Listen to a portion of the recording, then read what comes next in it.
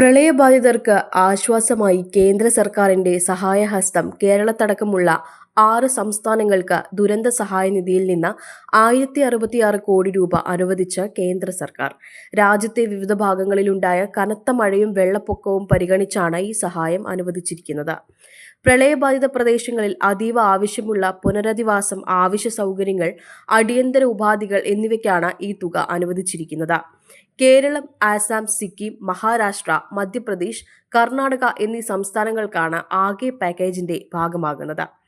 കേരളത്തിനായി അനുവദിച്ചത് വലിയൊരു സഹായമായി. പല ജില്ലകളിലും പ്രളയത്തിന്റെ കടുത്ത ആഘാതം അനുഭവിച്ച കേരളം ഈ സഹായം ഉപയോഗപ്പെടുത്തി പുനർനിർമ്മാണ പ്രവർത്തനങ്ങൾക്ക് പുതിയ ഉജ്ജ്വലത പ്രതീക്ഷിക്കുന്നു.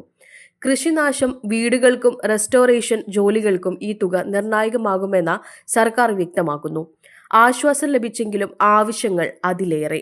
അനുവദിച്ച തുക ഒരു ആശ്വാസമായെങ്കിലും ബാധിതരായ ജനതയുടെ മുഴുവൻ ആവശ്യം നിറവേറ്റാൻ ഇനിയും കൂടുതൽ സഹായം അനിവാര്യമാണ് എന്നാണ് വിദഗ്ധരുടെ അഭിപ്രായം.